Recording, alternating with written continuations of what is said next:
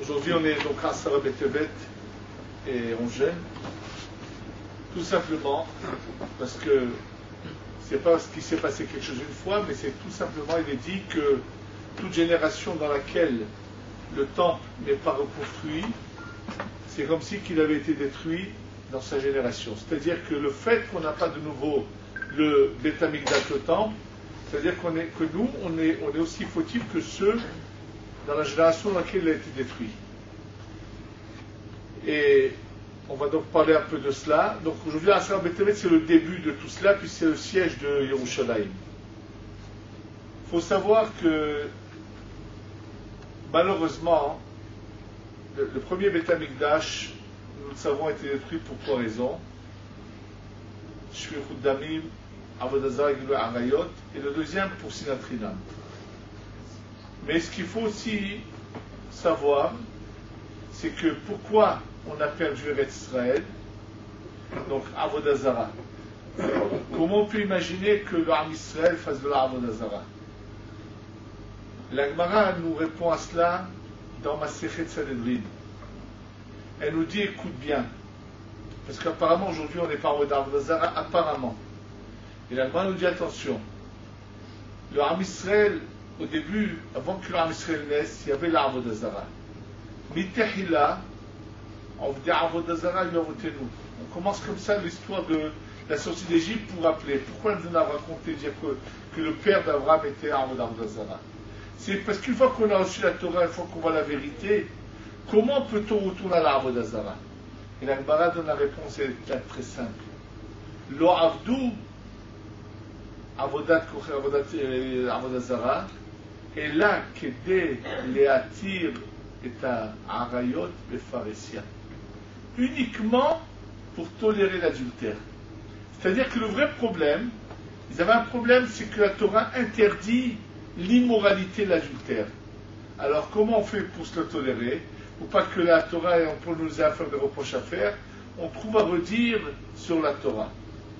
Comme c'est le cas d'une fois d'un certain jeune qui était dans une yeshiva, et puis il a quitté, il a tout laissé tomber.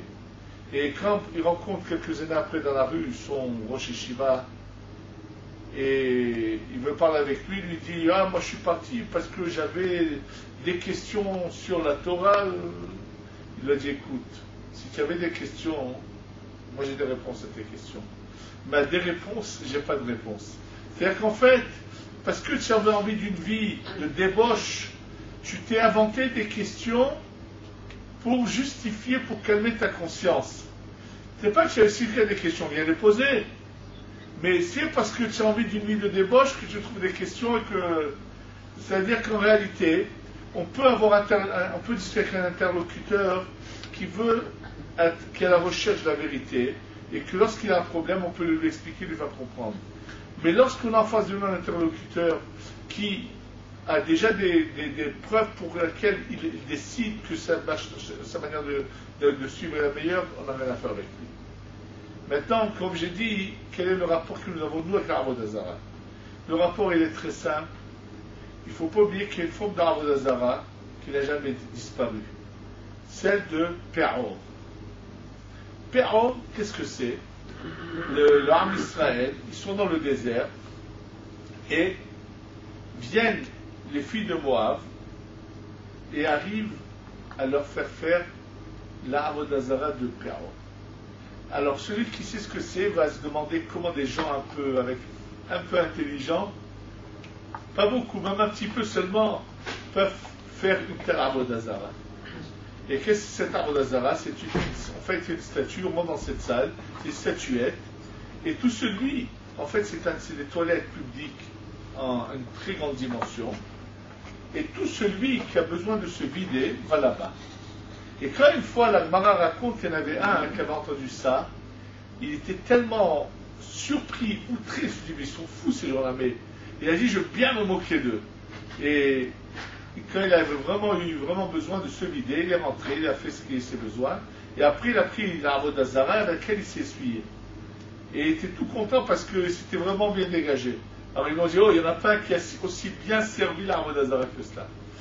Apparemment ça paraît plus que bête, stupide, comment des gens peuvent tomber si bas et vraiment de la bassesse. C'est-à-dire que qu'est-ce qui peut se passer? Raphaël Shmulevitz explique que le symbole de cette Avodah Zarah n'a pas disparu. Ça voulait dire je me fous de tout.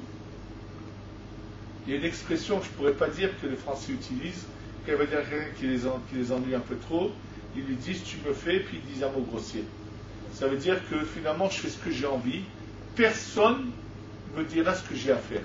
C'est-à-dire que chaque Avodah Zarah imposait quand même le respect de certaines règles. Ça veut dire qu'il fallait quand même qu'il y ait une soumission à quelque chose. La seule Avodah Zarah qui disait je me fous de tout, je fais ce que j'ai envie, ce qui me plaît, c'était Péao. Et malheureusement, ça n'a pas disparu. Et si aujourd'hui on a encore des gens qui redient leur judaïsme, qui sont capables de tomber si bas, et j'en entends tellement, malheureusement, surtout en France, de jeunes qui, du jour au lendemain, oublient tout leur passé, oublient toutes leurs racines, parce que malheureusement, la Gemara donne la réponse. Dit le Rashi explique, cette tentation sur Yetzer Hara des Harayot est tellement fort que ils savent qu'au fond d'eux-mêmes, qu'Avodah Zarah c'est n'importe quoi. Donc ça veut dire qu'au fond d'eux-mêmes, ces gens qui finalement abandonnent la Torah savent pertinemment qu'ils sont en train de choisir une mauvaise voie. Mais c'est trop fort. Je connais quelqu'un qui aujourd'hui, Baruch Hashem, vraiment quelqu'un qui a la crainte d'Hashem, Yireh Shamayim, un bon juif d'origine yéménite, et qui me racontait que lui a toujours cherché, il a eu une bonne éducation chez lui, il a toujours cherché à avoir une vie morale, et c'était pas évident. Mais comme il était sincère et bon au fond de lui-même, Dieu l'a sauvé. Il m'a dit une fois, il habitait Nestiona, il devait aller à Tel Aviv à l'époque. Il m'a dit un samedi soir, il a dit ça, il n'en peut plus, il s'est marié à 27 ans, et jusqu'à 27 ans, il n'a jamais fait de bêtises. Il m'a dit une fois, il en avait marre, il a dit il n'en peut plus, il prend sa voiture, il m'a dit il roulait vers Tel Aviv pour aller faire des bêtises, mais les larmes coulaient de ses yeux. C'est-à-dire qu'il allait en sachant pertinemment qu'il faisait une erreur.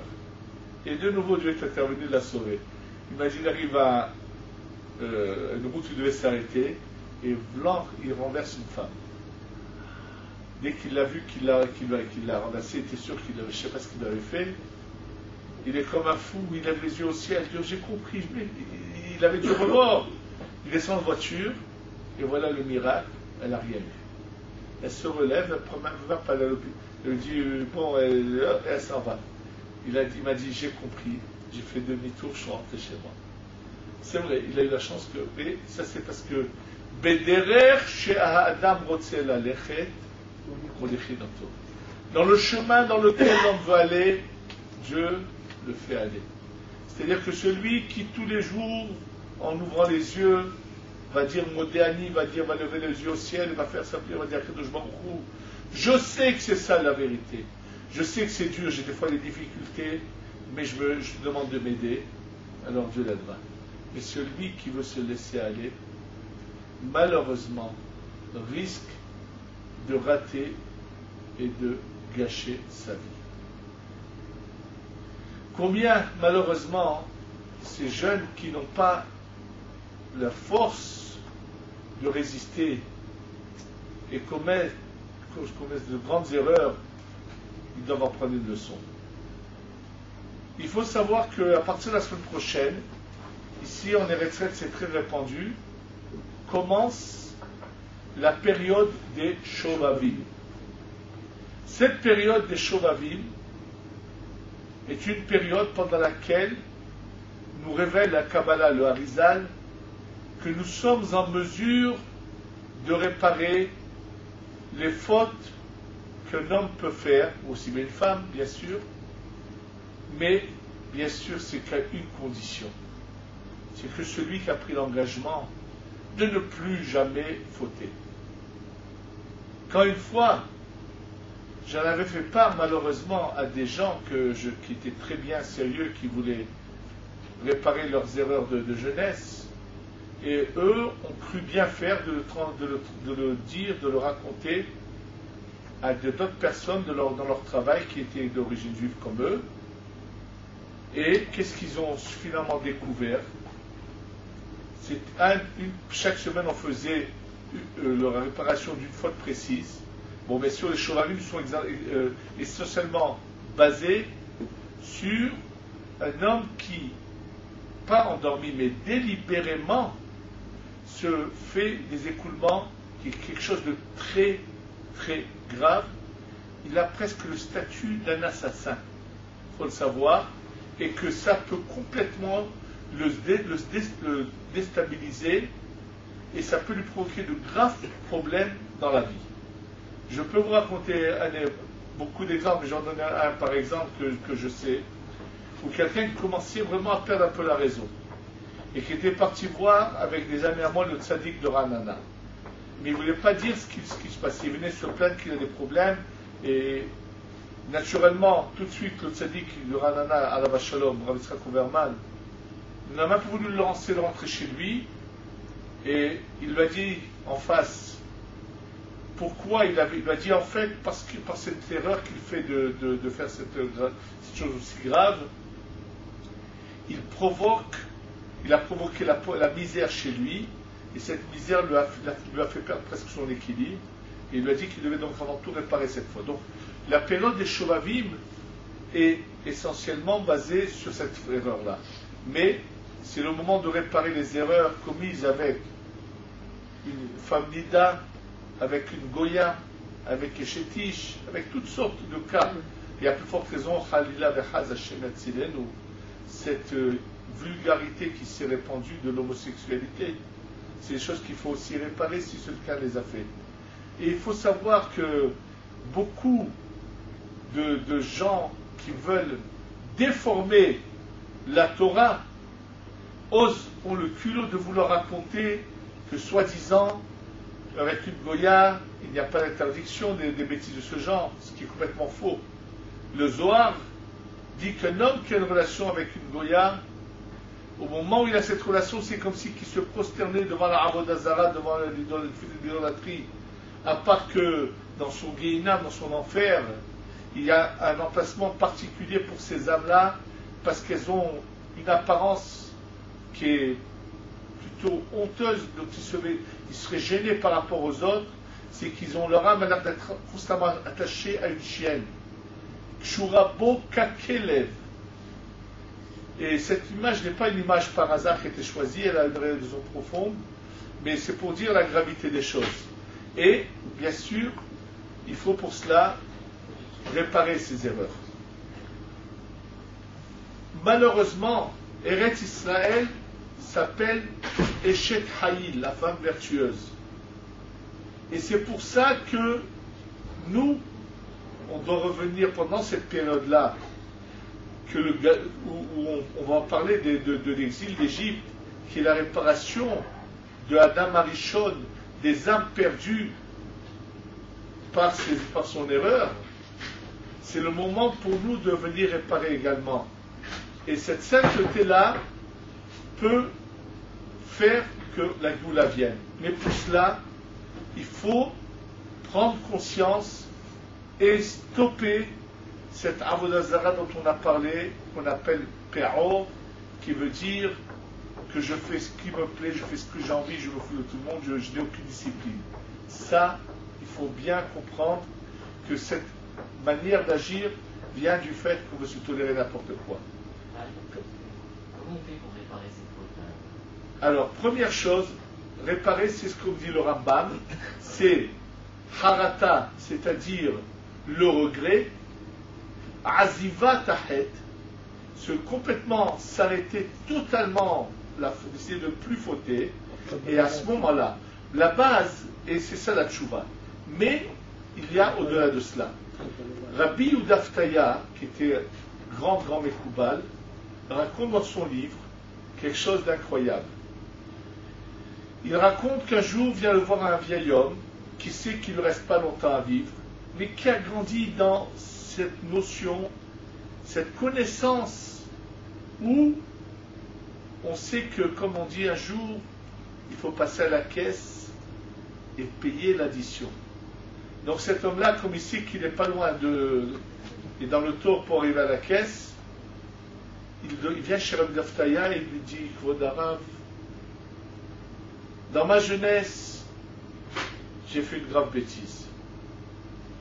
C'est ignoble, mais malheureusement, il ne faut pas oublier que Rabbi Daftaya était à Bagdad et que malheureusement, la communauté juive de Bagdad est une communauté très, très assimilée avec la communauté musulmane qu'il côtoyait, et les mœurs des musulmans de l'époque de Bagdad les ont malheureusement influencés, et c'était des mœurs vraiment où l'adultère était quelque chose de plus que fréquent. C'est-à-dire le vendredi ils peuvent être à la mosquée, mais tout le reste de la semaine c'est ignoble ce qui peut se passer. Je vous donne un exemple. Aujourd'hui même, un Kablan, donc un entrepreneur qui travaillait avec... il avait un de ses principaux associés était quelqu'un des territoires, en arabe des territoires. Et une fois, il avait besoin légèrement de lui, et c'était quelqu'un qui était marié avec 2 femmes. Donc il avait une maison à côté de l'autre. Et donc il va finalement chez lui pour le chercher. Et comme il avait l'habitude de rentrer chez lui fréquemment, il rentre chez lui dans la première maison, il ne le trouve pas. Quand il rentre dans la maison d'à côté, il trouve le fils qu'il a avec la première, qui est avec sa deuxième femme. Et c'est des choses fréquentes dans ce milieu-là, il ne faut pas l'oublier. Comme ce qu'on a voulu nous faire croire des histoires, on n'a pas voulu, tout le monde le savait, mais on a cherché à ne pas le dire, que M. Arafat est mort du sida, puisqu'il était un pédophile très connu. Et ils ont cherché à étouffer, mais il a eu le droit aux honneurs militaires en France. C'est pour un pédophile, c'était vraiment beau. En tous les cas, donc cet homme-là, qui vient voir Rabbi Daftaya, qui malheureusement a été influencé par son entourage, raconte qu'il a eu malheureusement une attitude ignoble, celle d'avoir eu une relation avec sa belle-fille. Alors Rabbi Daftaya lui dit comment faire le tikkun à cela. Et finalement, cet homme-là est décédé. Après son décès, juste après son décès, Rabbi Daftaya a une vision, et il le voit devant le Beddin, devant le tribunal céleste. Et là, on lui dit, bon, c'est vrai qu'il a réparé, mais il avait oublié de mentionner quelque chose à Rabbi Daftaya, c'est que sa belle-fille à ce moment-là était également en période de règle, était nida. Et là-dessus, il n'avait pas fait de teshuva. Mais comme il avait l'intention de faire teshuva, mais juste qu'il ne savait pas qu'il fallait qu'il mentionne ce détail, mais les fautes c'est comme quelqu'un qui est blessé, dans lequel il faut venir, imaginez-vous quelqu'un dans le corps, dans sa main, a eu des éclats, sont entrés des parcelles de verre ou de quoi, donc il va falloir faire une chirurgie pour retirer tous ces éclats mauvais qui sont entrés dans le corps. Et bien c'est pareil avec l'âme, et il le voit dans sa vision, Rabbi Daftaya, comment on le juge, et on le fait rentrer dans une pièce où des anges qu'on appelle des chirurgiens viennent et opèrent son sexe pour retirer les parcelles d'impureté qui se sont collées par la faute de Nida, qu'il n'avait pas mentionné. C'est clair que c'est ça la base de la tchouva. Maintenant, comme le dit le Harizal, il y a Baruch Hashem, surtout maintenant en Eretz Israël, il y a énormément de lieux où il y a des Mekoubalim qui savent avoir les kavanot, les pensées qu'il faut dans la tfila, et qui jeûnent un jour et rachètent les autres jours qu'il faut et réparent cette faute-là. Et ça, c'est très important. Alors, il y a chaque faute, elle a son nombre de jours à jeûner. Imaginons celui qui a trébuché dans la faute de Nida. Le Harizal dit qu'il doit jeûner 82 jours. Bien sûr que c'est difficile. Pourquoi le chiffre 80? Parce qu'il correspond au nom de Dieu qui ont été entachés par cette faute. Et donc, les 82 jours, il doit jeûner un jour, et les autres 82 jours, les racheter. Les racheter, c'est que le minimum d'un repas, ça serait un certain nombre de quantité de pain et par exemple une tomate ou quelque chose qui va avec.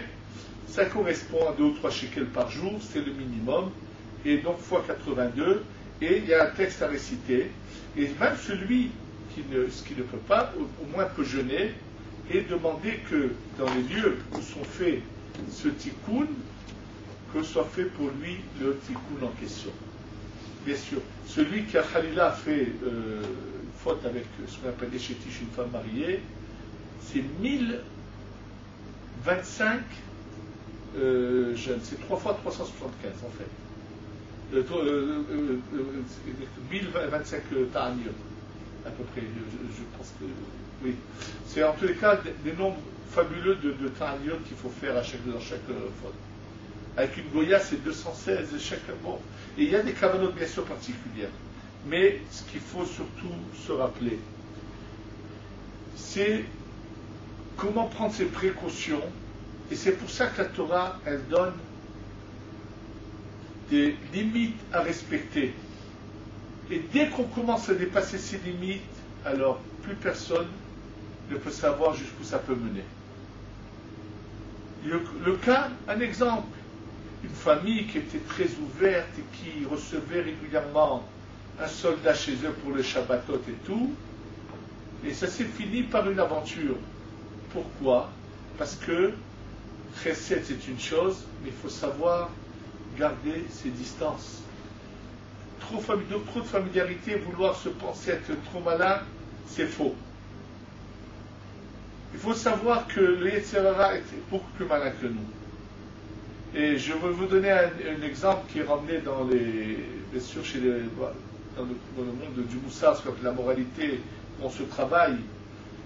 L'exemple de l'ivrogne qui constamment, avec avoir trop bu, perdait la tête et avait honte devant tout le monde. Et il décide qu'il faut absolument qu'il arrête cette attitude. Qu'est-ce qu'il fait? Il prend comme décision qu'il ne passera plus par le quartier dans lequel il y a le bar où il rencontrait les copains, et puis là-bas il allait boire. Et dès qu'il fait ça, effectivement, il commence à devenir un autre homme respectable. Ah, félicitations, tout le monde dit, ah, c'est bien, ah, ça fait plaisir de te voir maintenant comme ça. Il est conscient que, enfin, il a changé. Une fois que passe une période, il se dit, bon, ça y est, je ne vais plus faire à chaque fois un détour pour aller d'un endroit à l'autre.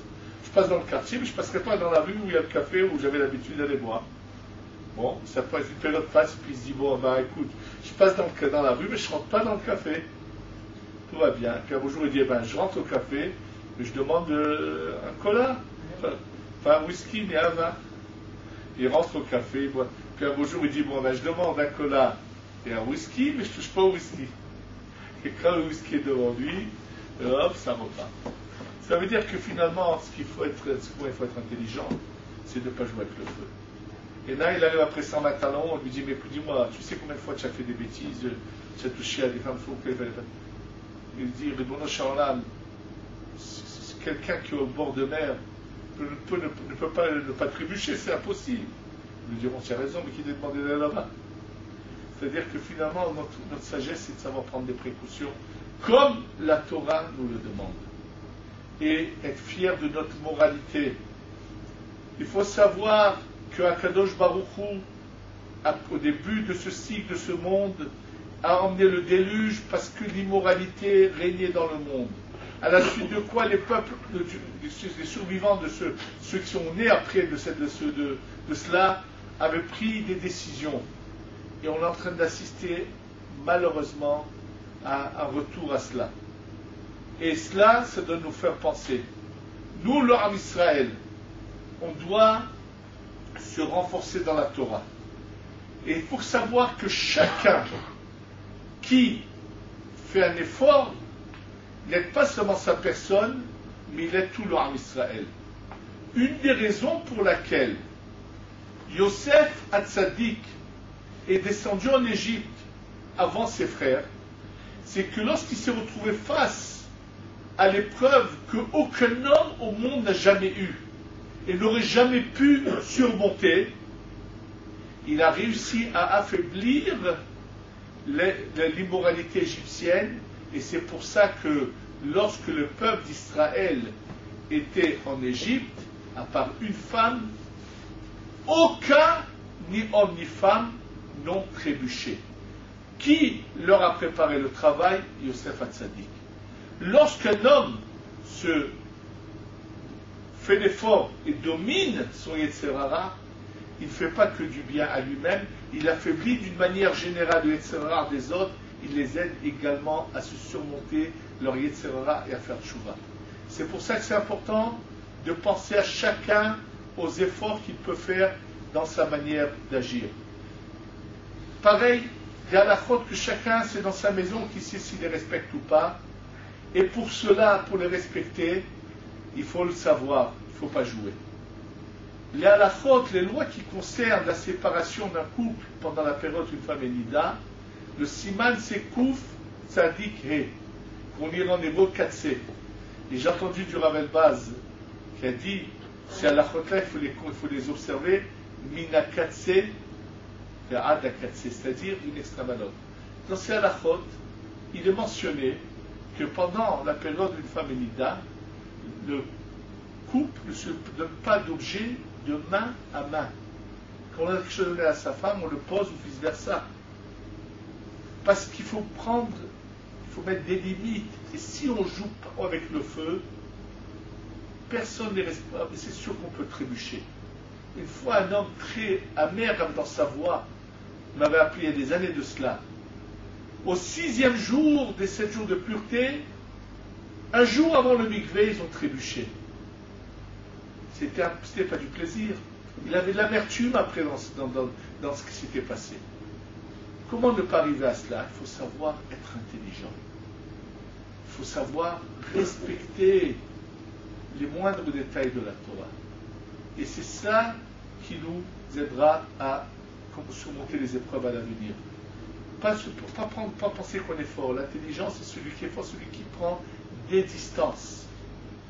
La Gemara raconte qu'un jour, Abaye était sur la place du marché et il voit un homme et une femme, donc une femme mariée, mais pas avec cet homme-là, une autre, qui avaient fini leurs achats au marché et qui repartaient vers leur village. Ils se sont rendus compte qu'ils habitaient dans la même direction, donc ils font la route ensemble. Abaye s'est dit, ouf, mais il risque de faire des bêtises. Donc il les suit de loin sans que s'en compte qu'ils sont suivis. Il les voit parler. Puis ils arrivent à un moment donné où leurs villages sont pas loin, mais sont dans deux directions différentes. Ils doivent donc se séparer. Et là, il les entend dire, ah, c'est dommage que le chemin s'est fini, mais chacun va de son côté. Abaye rentre chez lui, et le lendemain, il est au Beth Midrash, il est triste. Il dit, moi je sais, si j'avais été à la place de cet homme, jamais je n'aurais pu résister à la tentation, j'aurais fait des bêtises. Donc il est triste que comment un homme beaucoup plus simple que lui a su s'arrêter, et lui il sait que s'il avait été à sa place, il aurait... Et pourtant Abaye n'a jamais fait de bêtises dans sa vie. Et là on a pitié de lui du ciel, qu'est-ce qu'on fait? On fait que quelqu'un vienne d'une autre ville, un grand Talmid Chacham, un vieillard, rentre dans le Beth Midrash, et se met à dire à haute voix une phrase de Torah que Abaye ne connaissait pas. Kol hagadol mehavero, itzro gadol imenu. Plus tu es grand, plus ton Yetzer Hara est grand. Ça veut dire, on lui dit à Abaye, ne t'étonne pas que tu sais, tu es sincère, tu es honnête, et tu sais que si tu avais été à la place de là, tu aurais trébuché. Mais comment en fait Abaye ne trébuche jamais s'il a si grand Yetzer Hara? C'est que Abaye ne laisse pas le Yetzer Hara l'approcher. Et c'est pour ça que plus quelqu'un grandit et avance dans la Torah, plus au contraire il doit prendre des distances et ne jamais se laisser aller à des erreurs. C'est ce qui nous explique pourquoi ces si grands rabbanim. Vous savez que Rabbi David de Naharia, Rabbi David Abuchatzera, ou bien son frère Rabbi Elazar, n'ont jamais voulu recevoir de femmes dans leur bureau. Parce que eux sont vraiment tellement grands qu'ils veulent prendre des distances, comme leur grand-père, Baba Saleh, qui rarement a laissé des femmes entrer dans sa pièce pour les bénir. Ils étaient à niveau et ils avaient une manière de... Bon. C'est-à-dire qu'il faut savoir prendre et il faut savoir. Les règles de Tzniut doivent être respectées jusqu'au bout. Et Baruch Hashem, nous avons la Torah, qui est une Torah qui emmène le bonheur, qui montre le chemin caché de nous. On doit la respecter, mina katse ada katse, Et si on a fait des erreurs, c'est l'occasion, voilà. À partir de la semaine prochaine commence la période des Shovavim. Tous ceux qui le voudront, Baruch Hashem, chez nous au Kollel, je vais essayer de faire parvenir une photocopie en vous donnant les dates et de tous les tikkunim qui sont frais chaque semaine. Ils s'arrangent à les faire tous pour le Ham Israël, c'est-à-dire pour tous ceux qui ont fauté, qui ont du regret, et pour qui on doit nous faire les kavanot qu'il faut, aussi bien sur toutes les erreurs que j'ai mentionnées précédemment. Ça, c'est le plus important. Si on veut que le Beth Amikdash soit reconstruit, c'est par cela. Et n'oublions pas surtout aussi un point très important, qui a été la cause du destruction du deuxième temple, c'était malheureusement Sinat Chinam. Savoir, il y a malheureusement trop de gens qui ne sont pas capables de vivre en société. On peut prendre le cas de voisinage. Je sais qu'une fois dans un quartier ici à Yerushalayim, l'ex-maire de Jérusalem, Lopolgansky, avait donné l'autorisation à ce qu'il y ait des rajouts dans les immeubles. Depuis qu'il avait donné cette autorisation, malheureusement, les rabbinim qui s'occupaient de différents entre voisins ont eu énormément de cas. Ça a provoqué de la jalousie, de la haine stupide. Sinon, lui, il ne peut pas construire comme ça. Vraiment, des fois, chacun se met à s'attacher à des bêtises. Alors que, Baruch Hashem, il y a aussi l'inverse. Je voudrais juste finir par quelque chose que j'ai vu qui montre le beau côté de ce Ham Israël. Quand je suis venu à Yerushalayim, à peu près 30 ans de cela, environ, le premier collège où j'ai étudié se trouvait au Mont Sion, le Har Zion, près de la tombe du roi David. Et on avait là-bas, dans ces vieilles bâtisses, une pièce qui appartenait au ministre Abner Shaki de l'époque, qu'il avait prêté à quelqu'un qui avait ce collège. Et quand on avait besoin d'aller aux toilettes ou de vouloir boire un café, il y avait à côté de cette pièce des petites marches très vieilles, et on arrivait dans une sorte de grenier qui était vraiment délabré, très froid, avec vraiment des sanitaires très vétustes, vraiment pas du tout de la période moderne d'aujourd'hui. Et là-bas vivait un vieillard, barbe blanche, un vieil homme avec un chapeau. Et ce vieil homme vivait seul là-bas, c'était un vieux juif irakien qui, des années auparavant, pendant des années, lui et son frère avaient construit beaucoup d'immeubles, avaient de l'argent. Il vivait quand même dans un taudis. Mais tous les jeudis, son frère qui habitait à Petah Tikva venait et l'aidait à préparer. Ils avaient une cuisine et ils préparaient Shabbat pour environ 50 personnes. Tous ceux qui, dans Yerushalayim, n'avaient pas où manger Shabbat, ils savaient que si Shabbat matin, ils allaient faire la tfila à côté de la tombe de David, après ça, une table sera garnie, les attendait, et un bon repas les attendait. C'était deux vieux frères qui préparaient tous les jeudis. Et il a manqué de rien, c'était pour faire du Hesed. Un jour, un des Avrechim, un des Kollelman qui était avec nous, a dit à ce vieillard, mais dis-moi, pourquoi tu rénoves pas un peu ton appartement? Il lui a dit, tu sais, j'ai un appartement tout neuf, il est au Mont des Oliviers. Regardez un peu la grandeur. Il lui a dit, c'est en marbre neuf. Là-bas, j'ai quelque chose de tout neuf. Il ne voulait pas dépenser d'argent pour son confort, mais tout son argent qu'il avait gagné pendant sa vie, il le distribuait en préparant, pas seulement en donnant de l'argent, mais lui, un vieillard avec son frère, il fallait le voir, son frère qui avait plus de force que lui, qui allait faire les courses au marché, et après à eux deux à préparer un Shabbat chaque Shabbat. C'est grâce à des gens comme ça que le Mashiach peut venir. Et ça doit nous rappeler que combien j'entends des fois d'histoires sur des bêtises de combien il faut savoir de surtout ne jamais se dire je ne suis pas un frayeur, on va pas me. Au contraire, sois un frayeur, qu'est-ce qu'il y a? Qu'est-ce qu'on va te prendre? Et que le Baruch Hu, il te protège, c'est le meilleur protecteur. Apprends à donner, à laisser passer, à être coulant, à être bon. Et ça, c'est ce qu'Hachem veut de nous. On est tous ces enfants d'Hachem.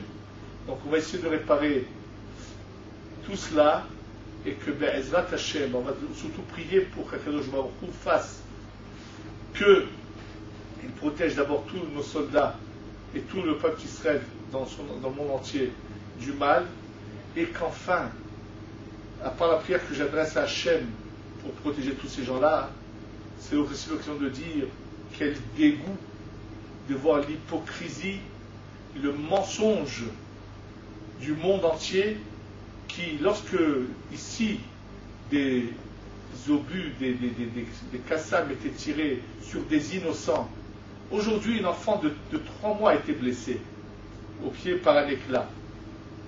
Les médias du monde entier ne sont pas venus la filmer pour le montrer au monde entier. Et lorsque malheureusement dans une guerre qui est imposée par des terroristes, un enfant est touché, combien ils font combien le mensonge et combien ils montrent leur vraie face d'antisémites, malheureusement, ce qui se révèle réellement aujourd'hui. La preuve, on est venu à chercher à faire un attentat à Toulouse contre une synagogue, contre des innocents. Et ça, où est le monde là, à ce moment-là?